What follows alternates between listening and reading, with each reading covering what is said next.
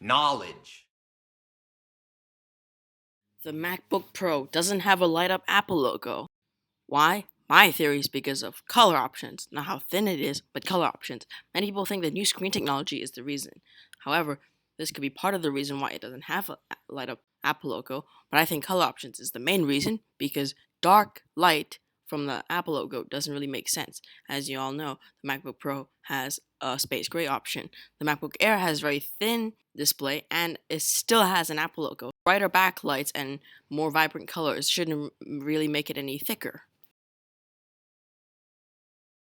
As we all know, the MacBook Pro 2016's ports are all USB-C. However, many people don't know is every single port is Thunderbolt 3.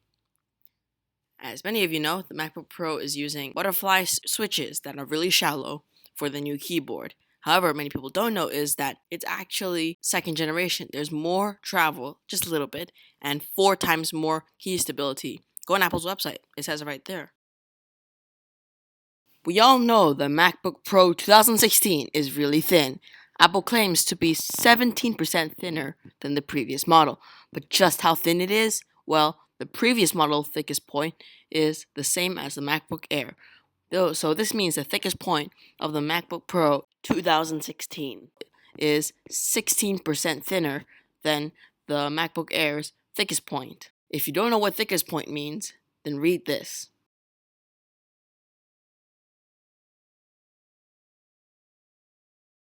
The hinge. It is a very important part of a computer screen. Luckily, this time, the hinge is improved by using aluminum metal. Here's a better view of it. One thing I don't like about the MacBook Pro 2016 is the plastic strip underneath the screen, which says MacBook Pro, because it is plastic and non-premium material. It is as if someone slapped the plastic logo onto the screen without caring the outcome.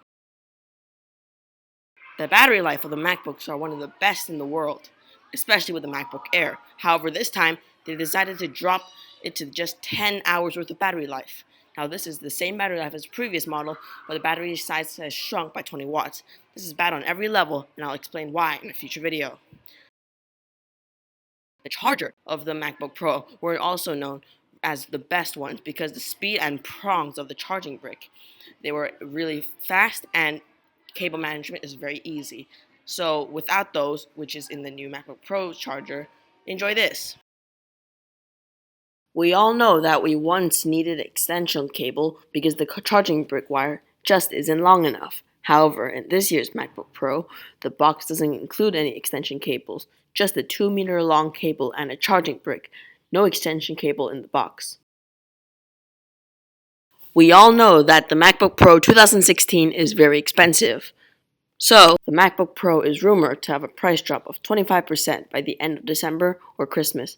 This could be because of the holiday season or they realize that sales aren't that well. I really don't know why though. These are just rumors and theories.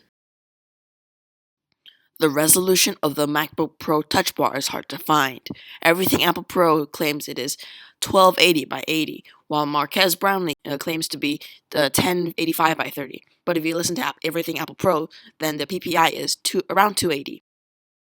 While the ports are all still USB-C, supporting Thunderbolt 3, the left ports have a looser fitting than the right. This could be because most people plug in their computers on the left side rather than the right, so plugs and unplugs are much easier. Remember the days we had matte displays? Well, that's a long-lost memory that is somewhat back. The touch bar has a matte feeling. This could be for better feeling and no fingerprints. However you like it, it is much better than a glossy display. One thing no one really gives a about is needing to press the power button when you try to boot your computer after opening the clamshell.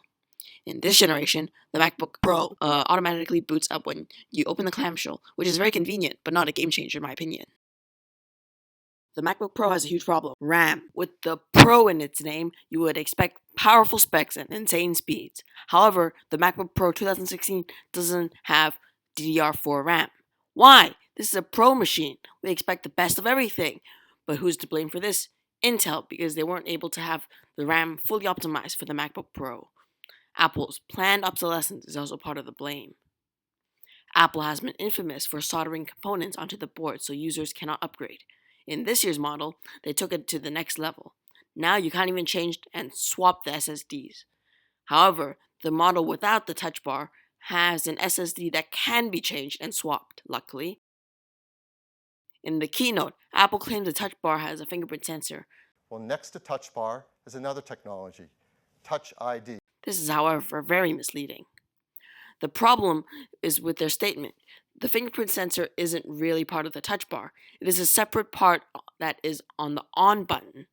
So instead of being a touch sensor, it is a button, separate from the touch bar. Now, if you enjoyed this video, please leave a like and definitely subscribe. This is my first video, and I'll see you in the next one.